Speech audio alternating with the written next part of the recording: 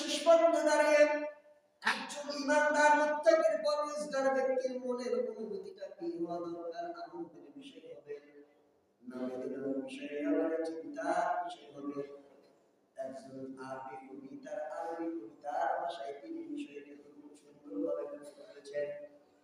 ওই কবি তিনি বলেন, ইয়াসুল্লুন নাস মা দামাল লায়ালি ওয়ালাকিন দিয়াবুন্না লাহু দিহাবা। ওই আরবি কবিতার ভাষায় তিনি সুন্দর করে বললেন, ও দুনিয়ার মানুষ, রাতের পর রাত আগমন করে তোমাকে আনন্দিত করে। রাত যায়, দিন আসে, দিন যায়, রাত আসে, এরকম যাইতে যাইতে সপ্তাহ চলে যায়।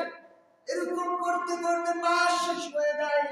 মাস শেষ হয়ে 12টা পর্যন্ত হয়ে যায়, তখন একটা বছর পার হয়ে যায়। ওই বছরের শেষ প্রান্তে তুমি দাঁড়াও, 12টা 1 মিনিট জন্য বেজে ওঠে। ওই সময় শেষ প্রান্তে দাঁড়িয়ে তুমি অপেক্ষা করো, দেখো নতুন একটা ভোর তুমি পাবে। আরবি কবি বলেন, নতুন একটা ভোর পাওয়ার জন্য তুমি আনন্দ প্রকাশ করতে থাকো। নতুন একটা সূর্য তুমি দেখতে পাবে, এই জন্য তুমি আনন্দ উল্লাস করতে থাকো। নতুন ভোরে নতুন সূর্য দেখার জন্য তুমি অপেক্ষা করো। ও দুনিয়ার মানুষ, তুমি শোনো, আমি আরবি কবি, আমার মনের অনুভূতিতে এরকম হয় না তোমাদের মনের অনুভূতির ব্যতিক্রম আমার মন। কারণ আমি তো আনন্দ প্রকাশ করতে পারি না।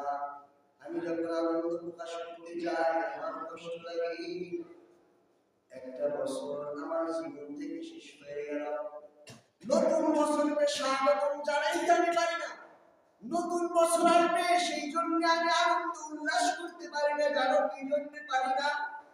কারণ একটা বছর আমার জীবন থেকে শেষ হয়ে গেল, মানে আমার জীবনের একটা ক্যালেন্ডার শেষ হয়ে গেল।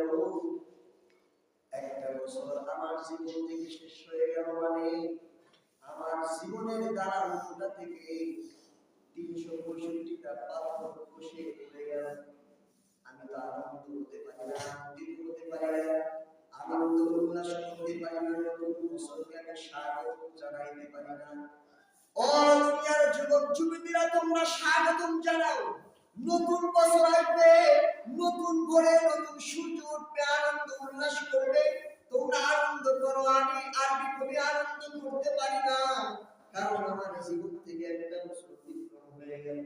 আমার জীবন চলে গেল, বয়স চলে যায়, আমার বয়স তো বাড়ে না, বরং আমার বয়স কমে।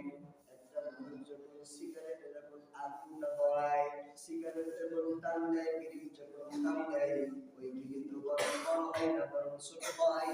এরকম ভাবে আমি দুনিয়াতে আগমন করছি, আমার বয়স তো বাড়ে না, বরং আমার বয়স হবে বলে দিদিরা। আরবি কবি বেদনা নিয়ে, বুক ভরা বেদনা নিয়ে, দুঃখ নিয়ে বলে, ও দুনিয়ার মানুষ, তোমরা আনন্দ উল্লাস করো। কেমনে তোমরা আনন্দ করো? একটা বছর তোমার থেকে চলে গেল, 365 দিন তুমি অতিক্রম করেছো। নতুন একটা বছর আসবে, বিগত বছর তুমি কি করেছো? আল্লাহর আল্লাহ রাব্বুল আলামিন তোমাকে দুনিয়াতে পাঠিয়েছিলেন কিসের উদ্দেশ্যে? তুমি কি করলা? নতুন একটা বছর আগমন করবে, 2024 সাল অতিক্রম করবে, 25 সাল আসবে, 25 সালে তুমি কি করবা? আল্লাহ রাব্বুল আলামিন তোমাকে কি জন্য দুনিয়াতে পাঠিয়ে দিয়েছেন? অল্প কিছু সময় তুমি দুনিয়াতে পেয়েছো, 60 বছর অথবা 70 অথবা 80 বছর তুমি পেয়েছো। এই 60 বছর 70 বছর এক জিন্দেগি তুমি কি করবে? আল্লাহ রাব্বুল আলামিন তোমাকে দুনিয়াতে পাঠাইছেন, একটা উদ্দেশ্য রয়েছে। উদ্দেশ্য ছাড়া দুনিয়ার কোনো মানুষ কোনো কাজ করে না, করে। হয়তো তুমি ধান চাষ করো, তোমার একটা উদ্দেশ্য আছে। তুমি কারখানায় কাজ করো, শ্রমিক হিসেবে তোমার একটা উদ্দেশ্য আছে। দুনিয়ার যে কাজটা করতে তোমার উদ্দেশ্য আছে। ওরকম মালিক তোমাকে দুনিয়াতে পাঠাইছে, ওই মালিকের একটা উদ্দেশ্য আছে। আছে। আল্লাহ রাব্বুল আলামিন তোমাকে দুনিয়াতে হায়াতে পাঠাইলেন। এই দুনিয়াটা একটা পরীক্ষার হল। আল্লাহ রাব্বুল আলামিন তোমাকে দুনিয়াতে পাঠাইছে, অল্প হায়াত দিয়ে আল্লাহ রাব্বুল আলামিন তোমাকে দুনিয়াতে পাঠাইছে তার একটা উদ্দেশ্য আছে। সেই উদ্দেশ্যটা কি আল্লাহ রাব্বুল আলামিন কোরআন কারীমের সূরা জারিয়াত 57 নম্বর আয়াতে আল্লাহ বলেন ওমা খালাকাতুল জিন্না ওয়াল ইনসা ইল্লা লিয়াবুদুন। আল্লাহ রাব্বুল আলামিন বলেন ওমা খালাকাতুল জিন জাতি এবং ইনসানকে আমি আল্লাহ শুধু আমার ইবাদতের জন্যই সৃষ্টি করেছি। বলেন সুবহানাল্লাহ। কিসের জন্য